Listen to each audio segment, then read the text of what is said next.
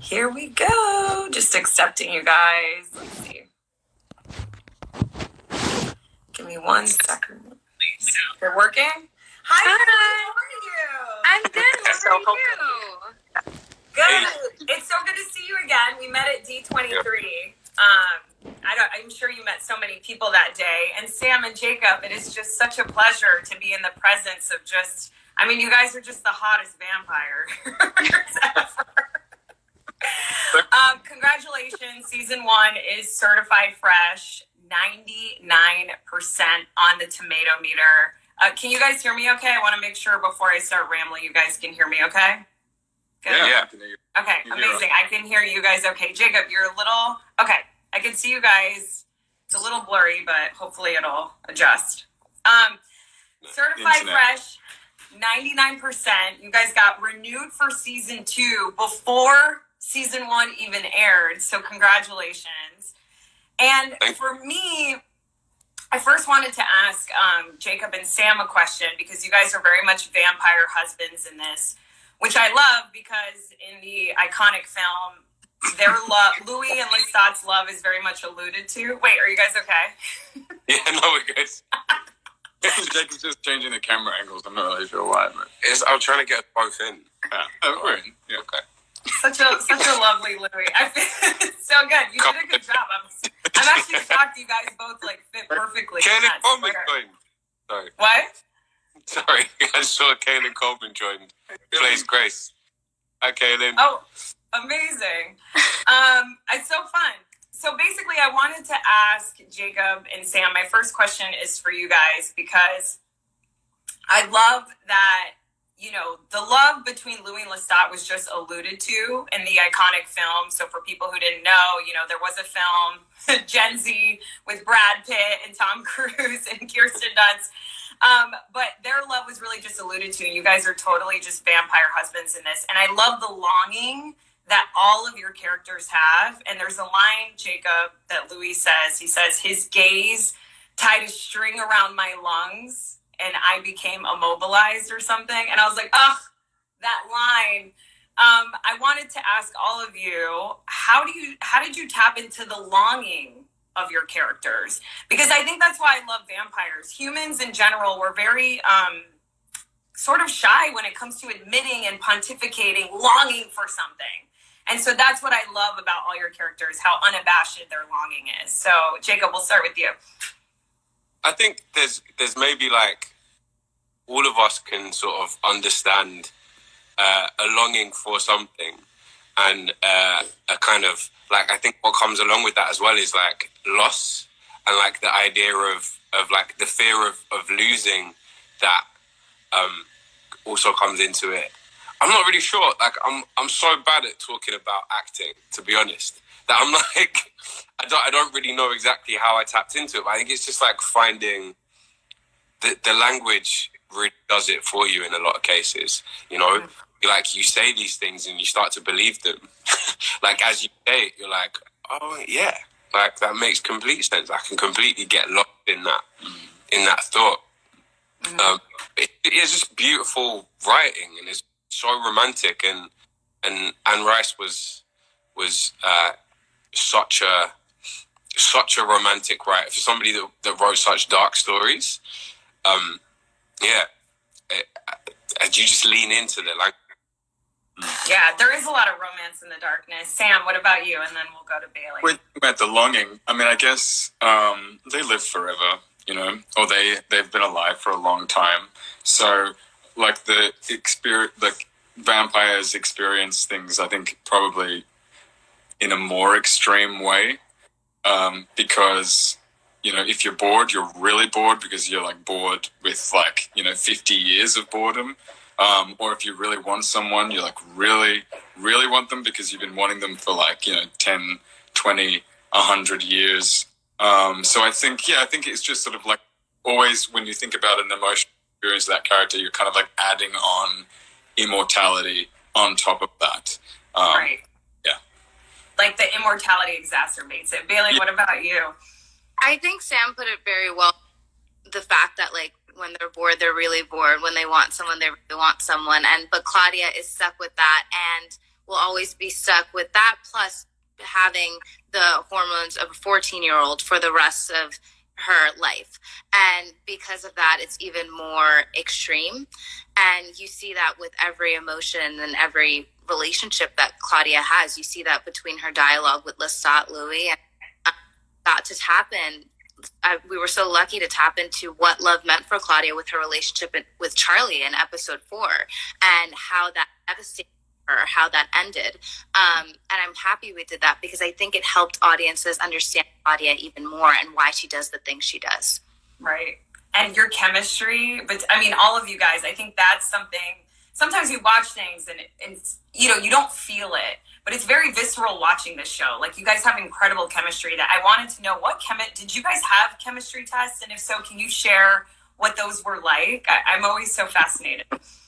Our chemistry test was so chaotic. Yeah. It was really? Why? It was, what is it, like, we did all of it over Zoom. Yeah. And, like, Sam was in Australia and I was in London. And then when me and Sam then did a chemistry test with Bailey, and I was in Wales. I mean, that's not a different time zone to London, is it?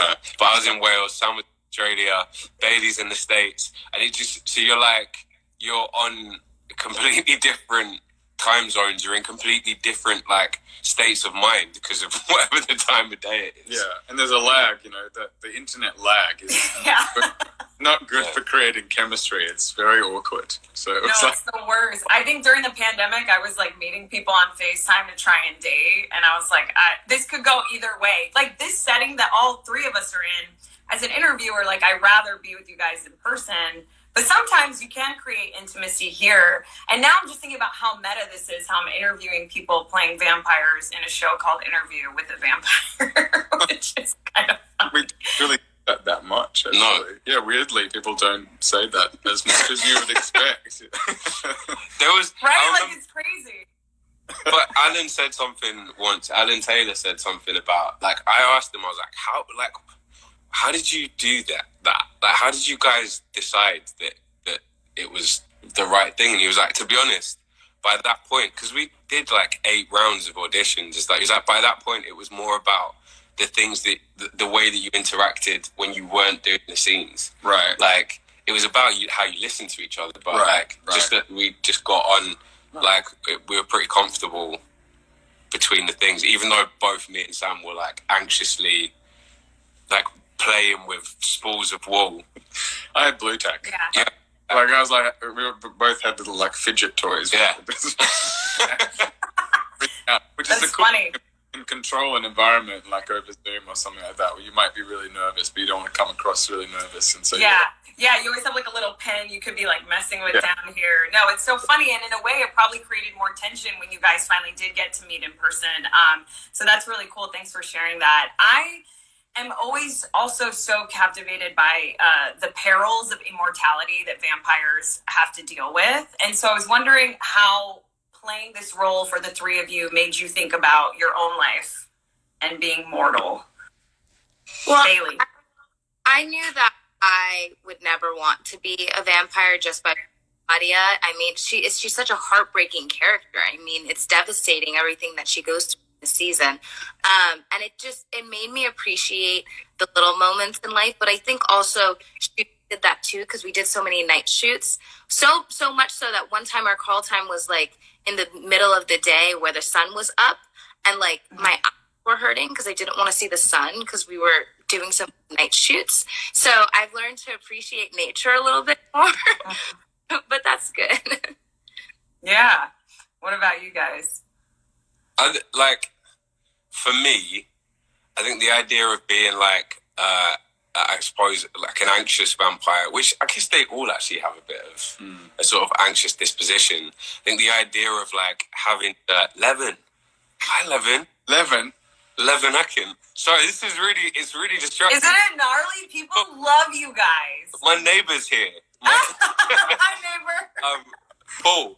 But yeah, like, I think the idea of like having to reflect on your existence, if that's already a part of your kind of thought patterns, that you're constantly reflecting on who you are, what you've done, like, I think the idea of doing that forever is either a really amazing thought or a really frightening thought. Like, I think therapeutically, I love the idea of like, you just have forever to kind of reflect and to like try and be a better person and to think about who you've been and how you could be something different. But then anxiously, it's a nightmare. It's just a living nightmare. It is. It's like, it's a trap. But then sometimes I think I'm like, but we're eternal. So like, are we all just all vampires too? There's so much that you could like dive deep into. I also wanted to ask you guys, this may be silly, but sometimes when I get my hair and makeup done, I love it so much that I get sad at the end of the day when I have to take it off.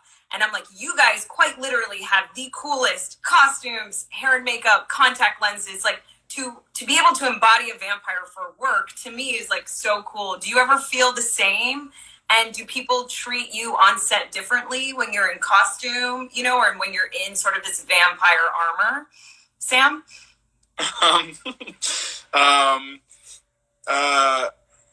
Yeah, I think so. I don't know if people treat you differently because, you know, not really, because, you know, it's everyone's aware of like the game that you're playing.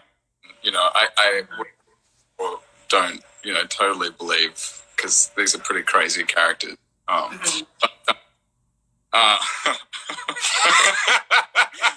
goes, Sam, you're a vampire, admit it. Yeah, but okay.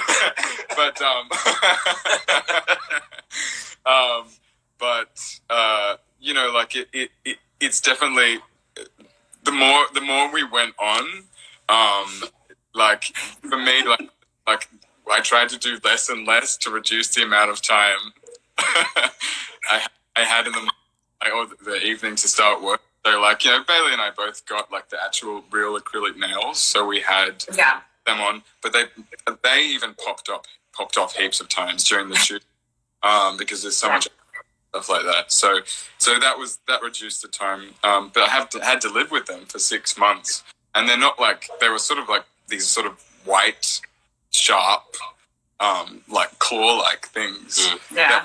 That was a weird thing. Yeah. It's a weird thing to get used to. You know, and so you didn't really get to take them off, and like, you know, my hair grew out, and so I ended up having the hair. So you had less and less time, but the contact lenses, I think, is the thing that people really were like blown away by when you're speaking to them. You know, and a lot of the time you'd speak something they didn't realize, and then, you know, whether they were like a supporting artist who came on, or, you know, somebody who wasn't there all the time, they didn't know. Yeah. You know, and then they would clock it, and then they'd think, well, something's weird. Or when we were like shooting out in the French Quarter, and you'd walk past, you know, people in the street, you know, and they sort of walk past us a lot of the time. We were coming in and out of the trailers or walking to set, and they would be like, "They're a vampire. That's a vampire. That's a vampire." Because you know, you clearly, you know. Yeah.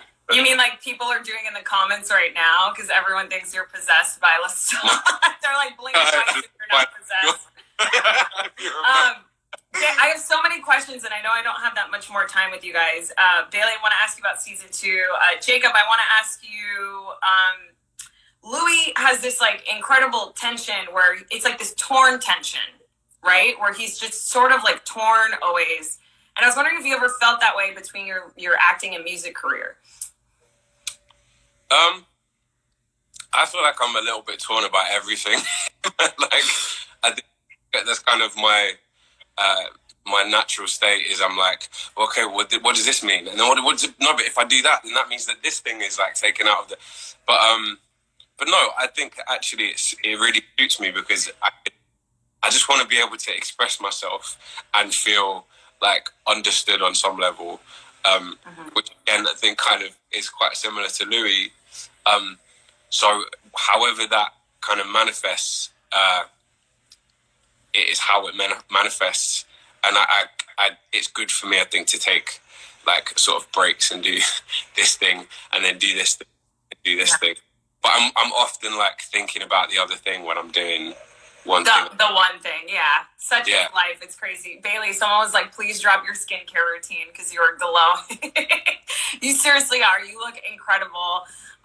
What else did I want? Sam, I wanted to ask you, because I know you read the books as a child, and then you went back and read them, and you said that Anne Rice, just like Mary Shelley, very much put the perspective back into the monster. And I think, Jacob, you said Anne Rice made some of the most human monsters that we've ever seen. Was there a line when you went back and read the book, Sam, that stuck out to you that helped you find Lestat's voice?